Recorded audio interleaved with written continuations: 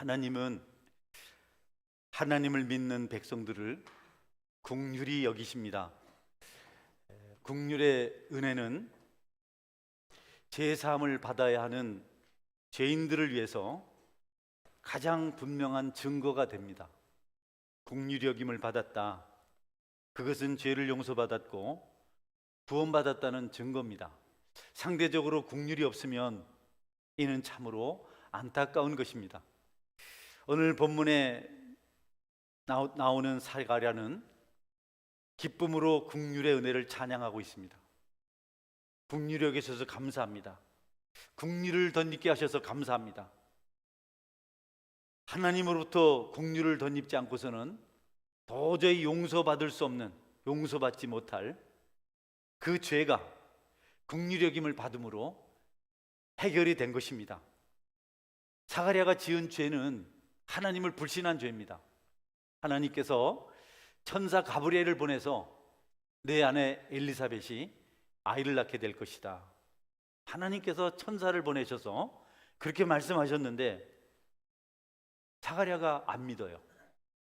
사가랴는 대제사장입니다. 이 말씀이 기록되는 이 시간에, 이 사건이 발생하는 시간에 사가랴는 제비 뽑혀서 지성소에 들어가서 제사를 드리고 있었어요. 제사장들이 많은데 그 중에 그의 선택이 돼서 하나님이 선택하셔서 지성소에 가서 하나님을 향해서 제사를 지내고 있었는데 그 대제사장이 하나님께서 말씀하시는 것을 안 믿었어요. 무슨 아이를 낳습니까? 우리가 나이가 많은데. 그 순간 그 불순종의 마음을, 불신의 마음을 갖는 순간 사가랴는 말 못하고 듣지 못하는 자가 되었습니다. 순식간에 그래 됐습니다. 하나님께서 우주 만물을 지으셨고 하나님께서 못하실 일이 없는데 그걸 너무도 잘하는 대제사장 사가랴가 아이고 우리가 어떻게 아이를 낳습니까? 여러분 믿음 없이 그렇게 했어요. 안 됩니다. 여러분 다른 것도 죄지만 하나님이 생명을 주시는데 안 된다는 것은 더 큰 죄입니다. 여러분 생명 소중히 여기시기를 주의 이름으로 축원합니다. 하나님께서 생명을 주시겠다면 아멘하고 받아야 되는데 안 됩니다. 우린 불가능합니다. 하나님은요 불신은 용서하실 수가 없는 분입니다. 불신을 용서하면 하나님과의 관계가 깨지기 때문에 다른 건 다 용서하시고 받아들이시는데 불신만큼은, 믿음 없는 것만큼은 인정을 하지 않으세요. 사가랴 입과 귀가 기능을 상실했습니다. 듣지도 못하고 말하지도 못하고. 하나님은 사가랴에게 불순종의 죄가 얼마나 크고 무서운지를 알게 하시려고 대제사장이 특별히 불순종했을 때 백성들이 얼마나 불행해질 줄 아시고 아주 호되게 이렇게 징계를 하셨습니다. 말 못하고 듣지 못하는 동안, 말할 수 없고 들을 수 없는 동안 사가랴는 자신의 죄를 깨닫습니다. 내가 하나님 말씀을 거역하고 불순종해서 내게 이런 어려움이 찾아왔구나. 그는 하나님이 주신 말씀을 생각하면서 10달 동안 말 못하는 채로 그렇게 지냅니다. 힘들고 어려운 10달의 시간이 지나고 아이가 태어났을 때 사가랴가 가장 먼저 한 것은 하나님께서 그에게 하신 말씀을 실천하는 겁니다. 아이가 태어나면 이름을 요한이라 하라. 아니 안 되는데 요한은 사가랴인데요. 아이 이름이 사가랴가 들어가야 되는데 하나님께서 요한이라고 했어요. 그런데 이번에는 요한이 따지지 않습니다. 서판을 가지고 오라고 해서 이 아이의 이름은 요한이라 이렇게 썼어요. 말을 못하니까 글을 써 요한. 옆에서 친지들하고 사람들이, 축하로 온 사람들이 아니 사가랴라고 시작을 해야지 왜 요한이라고 하는가 이상하게 생각하고 막 뭐라고 해도 요한은 변함이 없어요. 이번에 또 불순종하면 이제는 보지 못하게 될 것이다. 그래서 그는 철저하게 요한이라고 썼습니다. 여러분 우리 딸아이 이름이 이한나입니다. 이한나라고 불러야 돼요. 박한나 그러면 안 됩니다.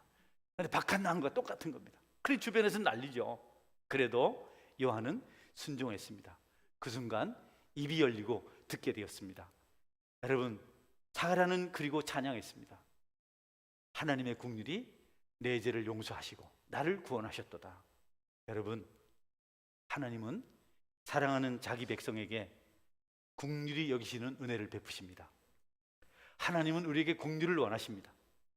긍휼히 여기실 때 자기 백성이 살아나기 때문에 사랑하는 자들에게 긍휼을 베풀어 주십니다. 하나님께서 죄를 사하시는 도구는, 죄를 사하시는 방편은 긍휼입니다. 긍휼.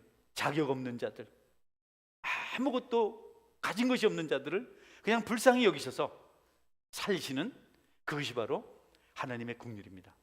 여러분, 하나님의 긍휼, 우리를 하나님의 긍휼은 독생자를 통해서 생겨난 것입니다.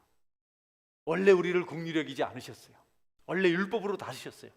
독생자가 십자가에서 우리 죄를 다 짊어지고 하나님 말씀에 순종해서 죽으셨을 때 그 십자가를 통해서 하나님은 우리를 긍휼히 여기기 시작했습니다. 우리끼리 하나님께 가봐야 하나님이 안 받으세요. 거둘 때도 안 봅니다. 그런데 우리가 십자가를 들고 주님의 피를 가지고 그 하나님 앞에 나가면 우리 하나님은 아들을 생각합니다. 독생자를 생각합니다. 내 아들이 피 흘려 죽게 했는데, 내 아들이 십자가에서 고통당하게 했는데, 그래서 우리를 생각하지 아니하시고 우리 죄를 생각하지 아니하시고 아들의 십자가, 아들의 피 공로를 생각하시고 우리를 긍휼히 여기신 겁니다. 여러분, 여러분들에게도 그런 인격이 있잖아요. 밉다가도 괘씸하다가도 어느 한 부분을 볼 때 불쌍하는 마음이 들잖아요.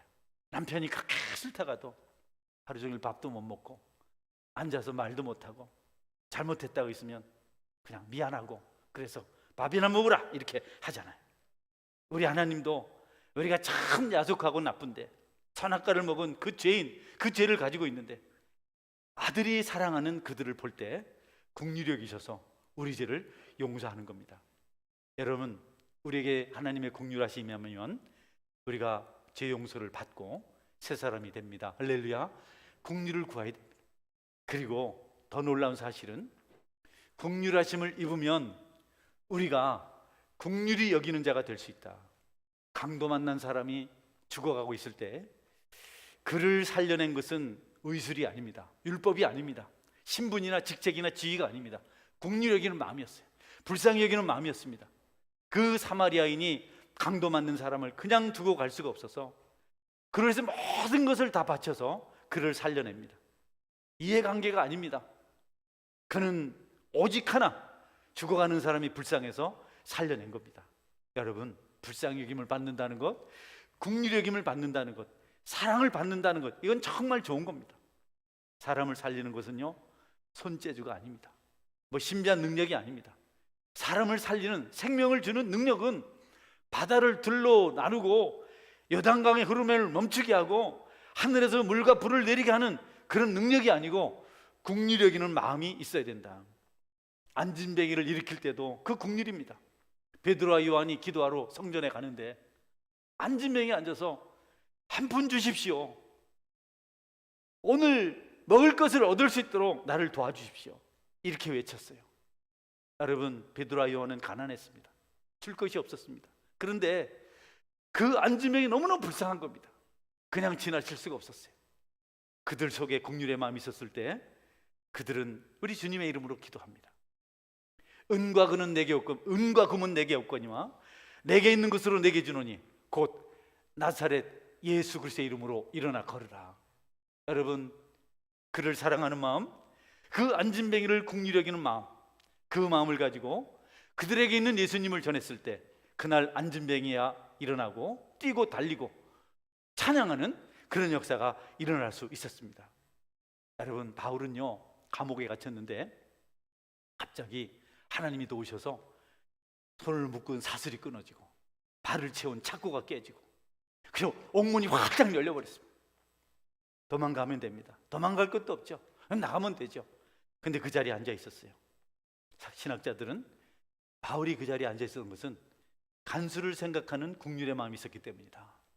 그들이 가면 간수들이 책임을 져야 되고 그리고 간수가 반드시 벌을 받아야 돼. 사형을 당하게 되고 그렇기 때문에 그를 생각해서 감옥을 떠나지 않고 거기 앉아 있었다는 거죠. 네. 그래서 여러분, 정말 바울이 생각한 대로 간수가 자기가 벌받아 사형당할 줄 알고 차라리 자기 목숨을 끊으려고, 자기만 죽으면 가족들은 사니까 자결하려고 했습니다. 그때 바울이 내 몸을 상하지 말아라, 내 몸을 상하지 마라, 우리가 다 여기 있다. 간수가 가슴을 찌르셨어요. 긍휼히 여기는 마음이 한 영혼을 살립니다. 그날 간수가 믿고 온 가족이 구원을 받았습니다. 간수도 그 긍휼의 은혜를 덧입고 긍휼히 여기는 마음을 가졌습니다. 바울과 실라를 데려다가 상처를 닦아주고 싸매지고 음식을 만들고, 그리고 온 가족이 모여서 세례를 받았습니다. 긍휼히 여기는 마음, 그것보다 더 귀한 것은 없다. 그리고 그 긍휼히 여기는 마음은 자신이 긍휼히 여김을 받은 것으로 끝나지 않고 긍휼히 흘러간다는 거죠.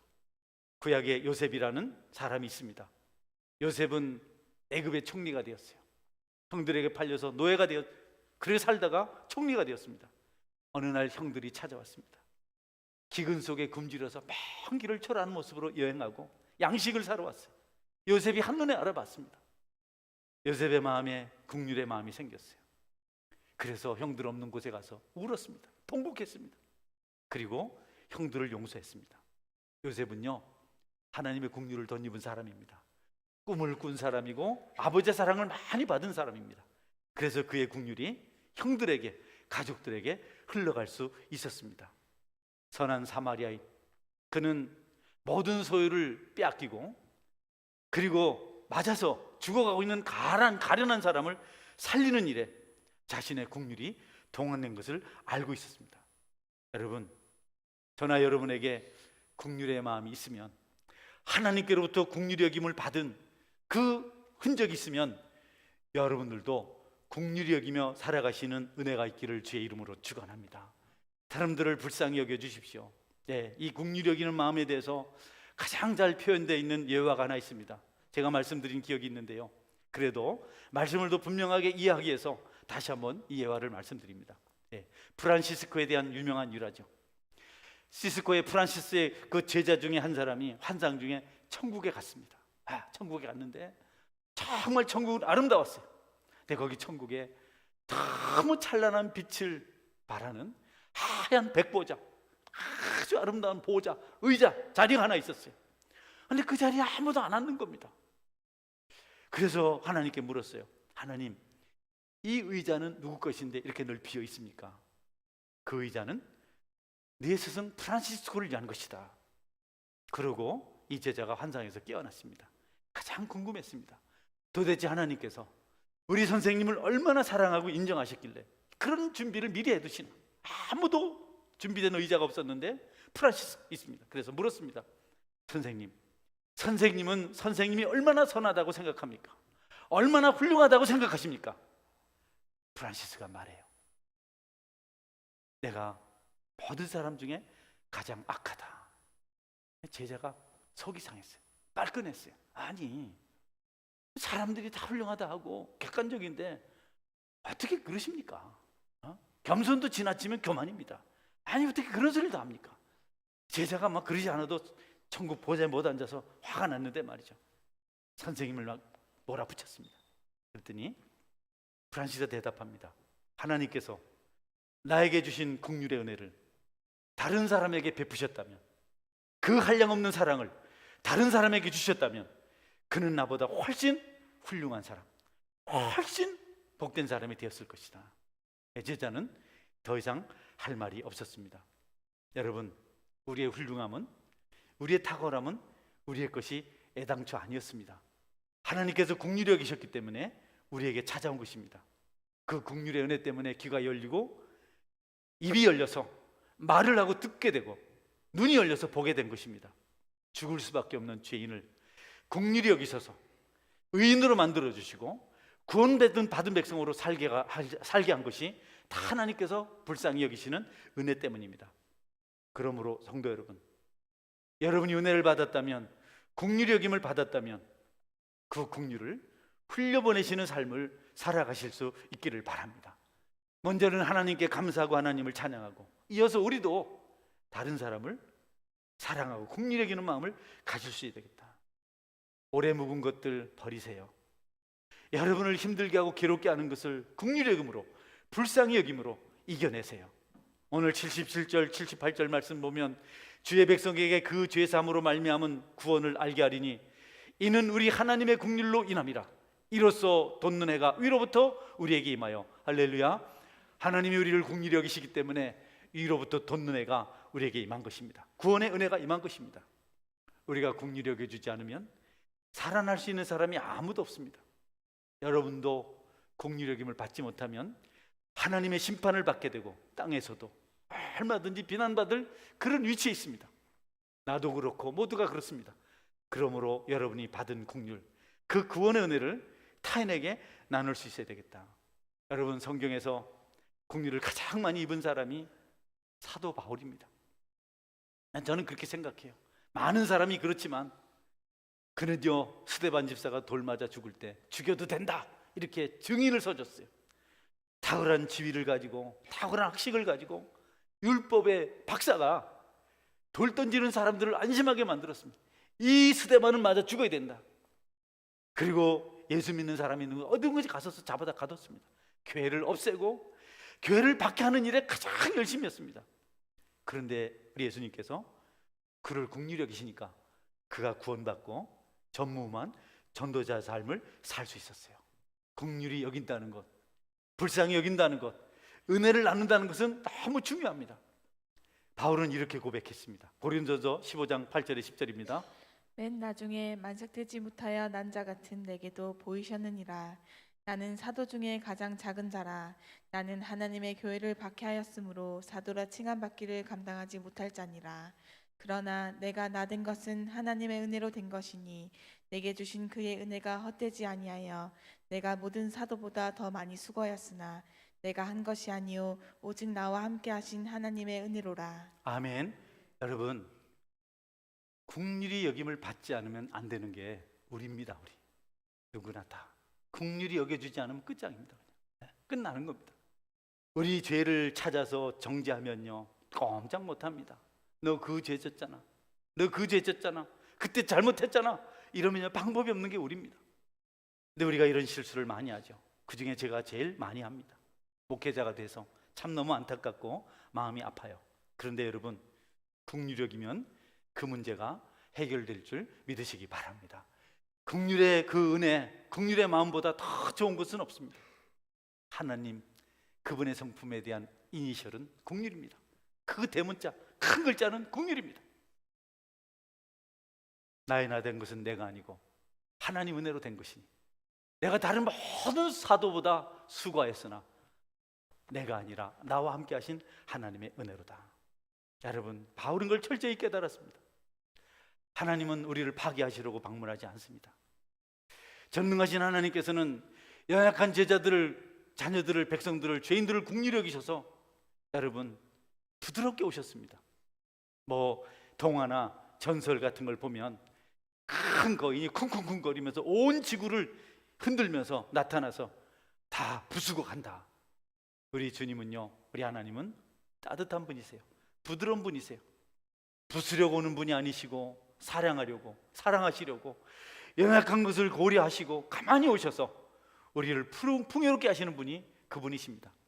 상한 마음을 위로하시고 아픈 곳을 만져주시고 치료하시고 위로하시고 격려하시고 세상이 몰라줘도, 세상이 다 비난하고 욕해도 내가 너를 사랑한다, 내가 너를 좋아한다, 내가 너를 고친다, 내가 너와 함께한다. 여러분, 그렇게 하시려고 우리를 찾아오십니다. 그 따뜻함이, 그 겸비함이 우리를 힘내게 하고 우리를 살만나게 하고 우리를 능력 있게 만듭니다. 여러분이 그 국률을 덧입고 살아가는 하나님의 자녀인 것을 명심하시고 또 국률을 나누시기를 바랍니다. 위대한 사람은요, 머리만 똑똑하지 않아요. 손재주만 좋지 않습니다. 기술만 탁월한 게 아닙니다. 내가 위대한 사람들을 보면요, 그들은 대체적으로, 거의 대체적으로 온유하고 따뜻했어요. 네, 마음도 위대했습니다. 정말 다르더라고요. 얼마나 사람이 유연한지, 얼마나 포용력이 큰지, 얼마나 관용적인지. 그들은 착합니다. 보편적으로 착합니다. 세상에서 큰 사람이다, 훌륭하다고 인정하는 사람들을 만나보면 전혀 부담이 없습니다. 얼마나 부드러운지. 접근하기가 전혀 어렵지 않습니다. 아주 포근합니다. 그들은 능력이 있고 착하고 한결같이 진실합니다. 그들을 그렇게 만드신 것이 하나님의 긍휼일 줄 저는 압니다. 하나님의 긍휼은 교육으로 만들어진 것이 아니고 열심으로 만들어진 것이 아니고 그분의 심장에서부터 나온 자비라, 이렇게 표현합니다. 긍휼은 하나님의 심장에서 나온 자비다. 하나님의 심장의 자비다. 머리나 손끝에서 온 것이 아닙니다. 무슨 지식이나 기술이나 외모에서 온 것이 아닙니다. 그분의 심장에서 비롯된 것입니다. 무한히 부드럽고 사려가 깊은 따뜻함은 그분의 마음에서, 그분의 심장에서 시작되었습니다. 그래서 다윗은 시편에서 그 하나님의 놀라운 것을 이렇게 말씀하고 있습니다. 손으로 한 것이 아니다. 이것을 세상은, 모든 만물은 하나님께서 손가락으로 만들었지만 우리 영혼을 구한 것은 그분의 손이 아니고 그분의 심장이라. 우리 한번 볼까요? 시편 8장 3절. 주의 손가락으로 만드신 주의 하늘과 주께서 베풀어 주신 달과 별들을 내가 보오니. 네, 모든 우주 만물은, 하늘의 해와 달과 별은 다 손가락으로 지으셨습니다. 손으로 다 하셨습니다. 그런데 인간의 죄를 용서하시기 위해서, 우리 죄인들을 살리시기 위해서 그분은 심장을 바쳤습니다. 자기 심장뿐 아니라 아들의 심장도 바쳤습니다. 마음이죠, 마음. 인격이죠. 하나님의 심장에서 나온 자비가 우리를 대신해서 아프셨고 우리를 대신해서 피를 흘렸습니다.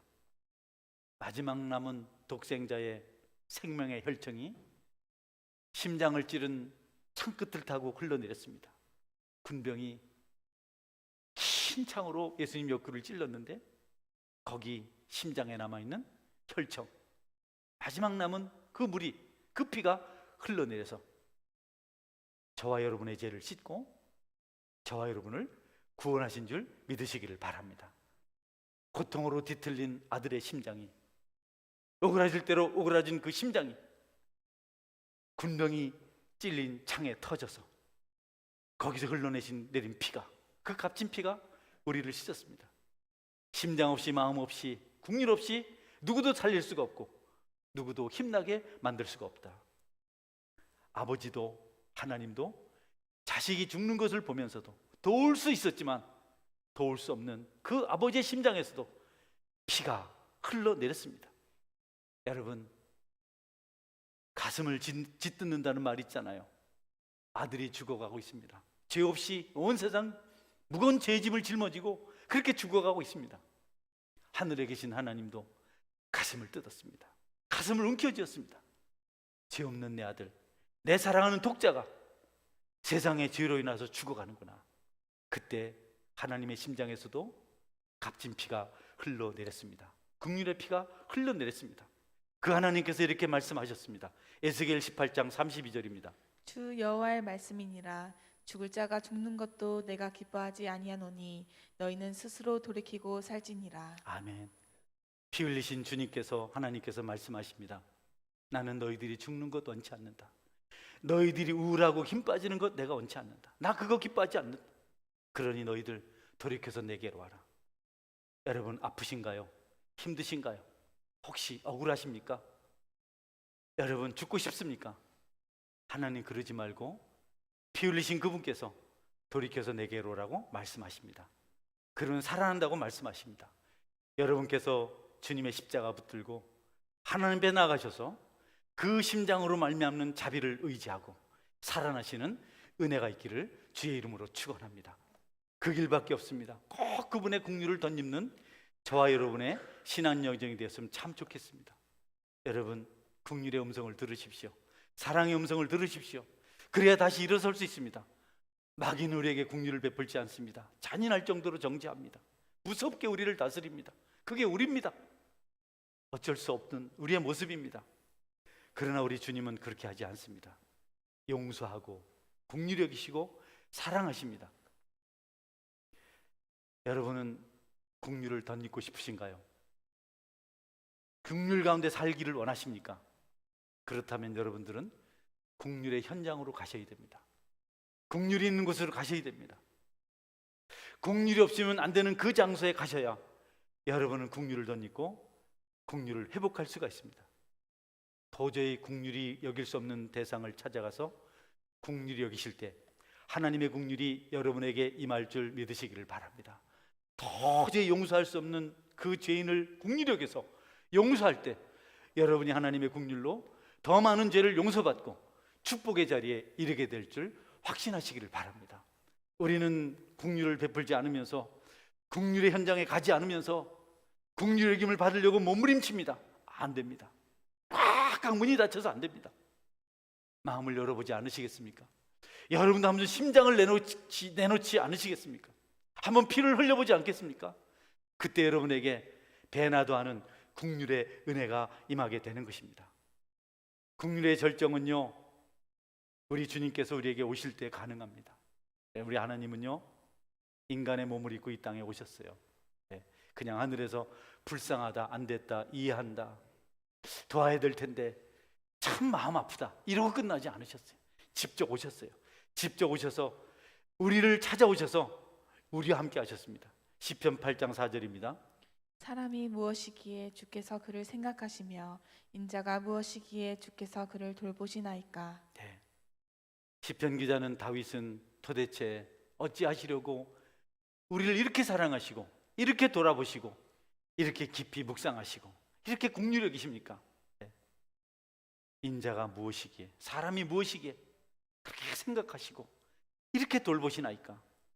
여러분, 다윗은 어려울수록 사울을 더 사랑했습니다. 힘들수록 백성들을 더 사랑했습니다. 그래서 그에게 하나님의 긍휼이 임했습니다. 괘씸한 사람 보복하는 것은 여러분의 영혼을 망치는 겁니다. 원수를 미워하는 것은 긍휼을 바닥나게 만드는 것입니다. 그러나 우리가 긍휼의 현장에 있을 때 우리의 영혼이 풍요로워지고 우리의 삶이 윤택하게 되고 시온의 대로가 열리는 기적의 역사가 일어납니다. 성탄을 기뻐하며 예배하는 이 시간, 여러분에게 이 메시지가 임해서 여러분의 앞길이 환하게 열리기를 주의 이름으로 축원합니다.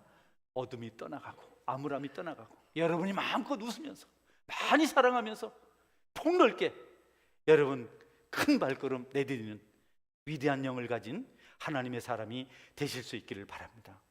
스데반은 긍휼의 현장에 있었습니다. 그래서 하늘 보좌를 받습니다. 자기를 돌 던져 죽이는 그들을 향해서 중보기도 했습니다. 아버지 하나님, 주님, 저들의 죄를 용서하여 주소서. 여러분, 그때 하늘이 열린 것이 보였고 거기 보좌 우편에 서 계신 예수님을 볼 수가 있었습니다. 스데반은 천사처럼 빛난 얼굴로 죽음을 맞이하고 천국으로 갔습니다. 여러분도 그런 긍휼의 현장에서 살아가시는 은혜가 있기를 바랍니다. 여러분, 하나님께서 우리 죄를 용서하시려고 이 땅에 오셨습니다. 감사합니다. 원수를 사랑합시다. 그렇게 말만 하지 말고 그 현장으로 달려가십시오. 아이들을 가르치시는 곳으로 가십시오. 복음 전하는 곳으로 가십시오. 삶을 나누는 곳으로 가십시오. 거기는 여러분 특정 지역이 아닙니다. 우리는 어디 간다 하면 자꾸 아프리카 생각하고 중동 지역 생각하는데 여러분이 서 있는 그곳이 긍휼의 현장인 줄 믿으시기를 바랍니다. 여러분 있는 곳이 긍휼의 현장입니다. 사랑할 아내가 있고 사랑할 남편이 있고 사랑할 자녀가 있고 사랑할 부모가 있고 사랑할 형제가 있지 않습니까? 돌봐야 될 성도가 있지 않습니까? 어디 자꾸 가려고 하지 마세요. 그렇다고 올 여름에 가는 비전 트립까지 안 가는 건 안 되겠죠. 여러분께서 자꾸 뭘 어디 가자 무엇 하자 하지 말고 여러분 현장에서 할 일이 참 많습니다. 여러분이 지위 높은 사람들 만나보셨나요? 대통령을 만나면 어떻게 할까요? 사진 한 장 찍으려고 안 할까요? 그분이 포옹해주고 사랑해주면 여러분 얼마나 좋아할까요? 그 사진 집에 걸어둘 거잖아요. 나 만났다고. 고인이 되신 우리 김작씨 그 고인께서 내가 대통령 표창 받았다고 저한테 많이 말씀하셨어요. 달라졌죠. 그분은 행복해 하셨습니다. 그런데 여러분, 긍휼의 주인이신 하나님을 만나면 여러분은 어떨까요? 얼마나 행복할까요? 여러분이 긍휼의 주인이신 하나님을 만났으면 여러분은 자랑하고 넉넉하고 풍요로운 사람이 돼야만 합니다. 할렐루야. 그분을 만나놓고 날마다 여러분 안 만난 것처럼 가난한 자로 피폐한 자로 쭈그러진 인생을 살아서는 안 되겠다. 베드로는 자기를 국리로 여기신 주님을 만나서 너무 행복해서 십자가의 길을 따라갔습니다. 국률의 현장이 그에게 십자가였습니다. 그분을 만나면, 그분의 국률의 현장을 만나면 우리는 여러분 자원하게 됩니다. 기독교 신앙은 억지가 아닙니다. 노력이 아닙니다. 수고가 아닙니다. 재주가 아닙니다. 무슨 열정이 아닙니다. 국률의 여김을 받을 때 자원하는 것이 우리 기독교 신앙입니다. 마지못해서 하는 것은 아직 성숙한 신앙인이 아닙니다. 많은 국률의 여김을 받은 그리스도인들이 자원해서 주님께로 가까이 갑니다. 위험이 있고 아픔이 있고 손해가 있고 수치가 있고 자존심이 상하고, 그렇지만 국률의 현장에 가까이 가면 은혜가 있고 축복이 있고 기쁨이 있고 회복이 있고 능력이 있기 때문에 자원해서 불다퉈서 고난의 길을 갑니다. 어떤 대가를 지불하도 주님 가까이 계신 곳에, 주님 계신 곳으로 가까이 가려고 몸부림을 칩니다. 그런 기독교인들이 많은 곳이 행복한 곳이고, 그런 나라가 잘 사는 나라고, 그런 교회가 은혜로운 교회인 줄 믿으시기를 바랍니다. 힘든 일 있으면 안 하고, 어려우면 안 하고, 억울하면 못 찾고, 그러면 교회가 은혜가 없는 겁니다.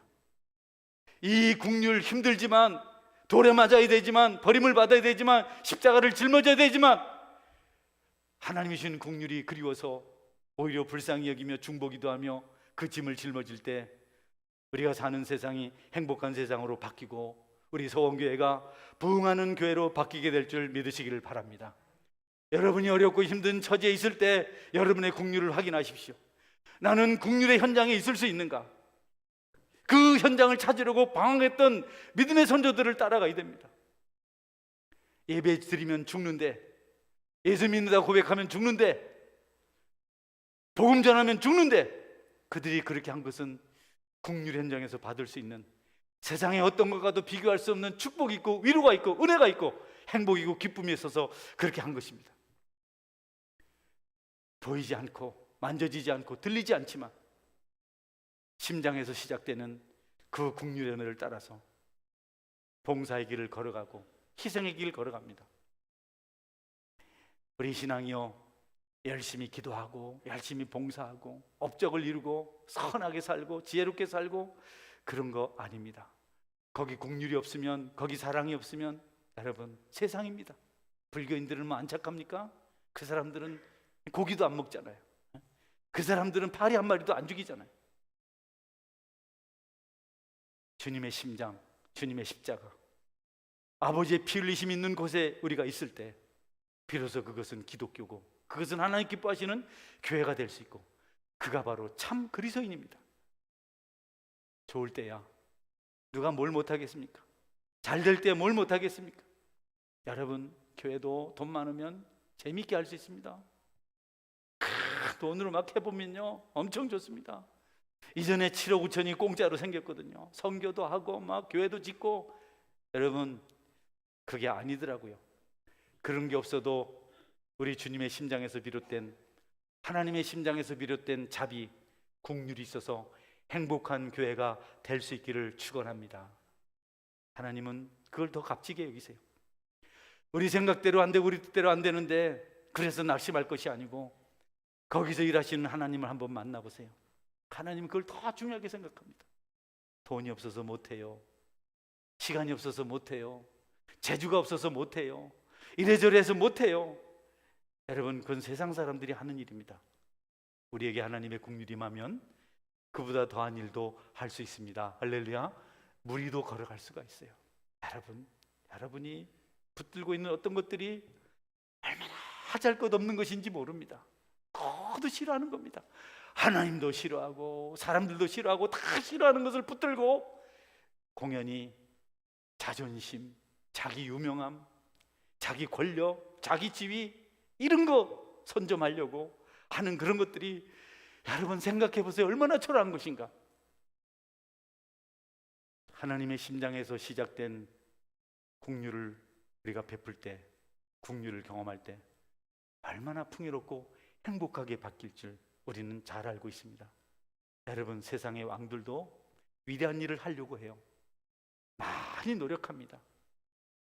그들도 가난한 자들을 찾아갑니다. 연말 연시가 되면 약한 자들 찾아갑니다. 그러나 그들은 가난과 질병과 슬픔을 떠맡을 마음이 없습니다. 심장이 없습니다. 또 떠맡을 능력도 없습니다. 마음이 있어도 능력이 없어서 못하고, 능력이 있어도 마음이 없어서 못하고, 그저 변죽만 울리다 끝이 납니다. 그러나 만왕의 왕이신 예수님께서는 친히 오셔서 여러분 저질의 흙으로 만든 겉옷을 입으셨습니다. 그리고 신성을 감추시고 어린아이로, 또 소년으로, 청년으로, 육신의 부모와 함께 고된 노동을 하며 사셨습니다. 우리를 긍휼히 여기시려고, 하나님을 감동시키려고 그렇게 하셨습니다. 오늘 여러분이 이 땅에 오신 예수님을 닮아서 작은 예수, 그분의 형제가 되시기를 주의 이름으로 축원합니다. 우리를 다 형제라고 말씀하셨고, 우리를 작은 예수라고 말씀하셨고, 주님께서 말씀하셨습니다. 너희가 나보다 더 큰 일을 행하리라.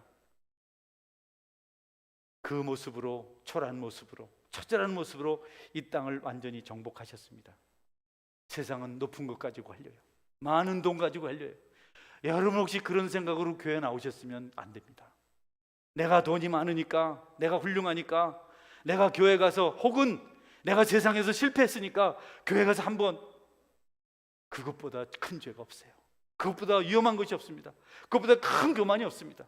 여러분 뜻대로 되면 잘 되는 것이고, 여러분의 뜻이 맡기면 안 되는 것이고, 안 돼요.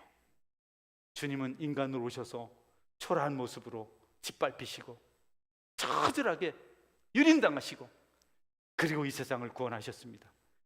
주님이 걸어가신 그 길을 걸어가면서 주님처럼 될 때 우리가 얼마나 인색합니까? 주님처럼 버림받을 때 얼마나 처절합니까?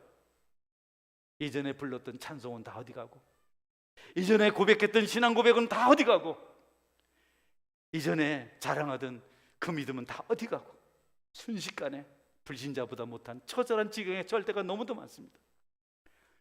우리 주님은 세상이 미워하고 죽이려고 했지만 조금도 위축되지 않았습니다. 높은 산을 넘으시고 낮은 언덕을 넘으시고 사마리아 땅을 거침없이 밟으셨습니다. 아무도 가지 않던 그 땅을 두루 다니시면서 선을 행하셨고 치료하셨고 죄인들과 함께 하셨습니다. 함께 먹고 마시며 그들 중에 계셨습니다. 바리새인들과도 함께 지냈습니다. 타락한 사마리아 여인 우물가에서 만나서 그녀와 대화하고 손가락질 받을 그 일을 전혀 주저하지 않으셨습니다. 가난하고 비천하고 버림받은 자들을 돌보시고 그들을 비천하지 않도록 만드시기 위해서 자신의 생명을 바치셨습니다. 성경은 우리 주님을 가리켜서 우리의 뼈 중에 뼈며 살 중에 살이라 이렇게 말씀하십니다. 우리의 영원한 신랑이 되시려고 이 땅에 오셨다고 말씀하십니다. 하늘에 있는 높은 보좌를 버리시고 이 땅에 오셔서 우리를 긍휼히 여기셨고 구원의 길을 만드셨습니다. 우리가 믿는 분이 바로 그분이 아닙니까? 같은 공간에서 그분과 함께 지내고 있으면서 우리는 긍휼히 여김을 받았으면서도 긍휼히 여기려고 하지 않습니다. 여러분 개인적으로 부담을 갖지 마세요. 성경 말씀입니다. 우리가 다 기억해야 될 말씀입니다. 말씀을 맺습니다. 행복을 어디서 찾으시나요? 세상적인 가치를 가지고 출세한 곳에서 찾으시려고 합니까? 박수갈채를 받고 인정을 받고 무엇을 얻고 그런 데서 행복을 얻으려고 하십니까? 여러분은 그리스도인이 아직 아닙니다. 참 그리스도인은 그런 것이 없어도 행복할 수 있고 그런 것을 넘어서 긍휼을 나눌 수 있는 성숙함이 있어야 됩니다. 성탄의 절기를 맞이해서 나는 어떤 신앙 가치관을 가지고 있는가? 나는 주님을 닮고 있는가? 나는 긍휼히 여김을 받았으므로 긍휼히 여기는 자로 살아가고 있는가? 내 눈에 들보는 보지 못하고 티만 보고 살아가고 있지는 않는가? 그런 우리가 존재하는 한 세상은 행복하지 않고 교회 공동체는 풍요로울 수가 없습니다. 여러분께서 주님의 긍휼을 덧입으셨으니 긍휼의 현장에서 그 긍휼을 나누며 살아가시기를 주의 이름으로 축원합니다. 아멘. 같이 기도하겠습니다. 하나님, 나는 긍휼히 여기는 마음을 갖지 못했습니다. 하나님, 나는 비난하기를 좋아하고 아프게 하는 일을 너무 잘합니다. 정죄하기를 좋아하고 하는 것도 없으면서 비판하는 일에 얼마나 내가 열심인지 모릅니다. 하나님, 관용이 없습니다. 형제의 죄를 용서하지 못합니다. 자매의 죄를 용서하지 못합니다. 그의 죄는 내가 지은 죄보다 100분의 1도 1000분의 1도 안 되는데 나는 남의 눈에 티를 보고 얼마나 자주 넘어지는지 모릅니다. 그것을 사랑하고 그것을 용납하고 그것을 수용하다가 하나님의 긍휼을 경험하는 은혜가 있게 하여 주옵소서.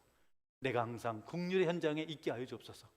연말 연시 성탄절, 여러분 혹시 돌볼 사람은 없습니까? 누구를 위로해야 될 처지에 있는 사람을 만나고 있지는 않습니까?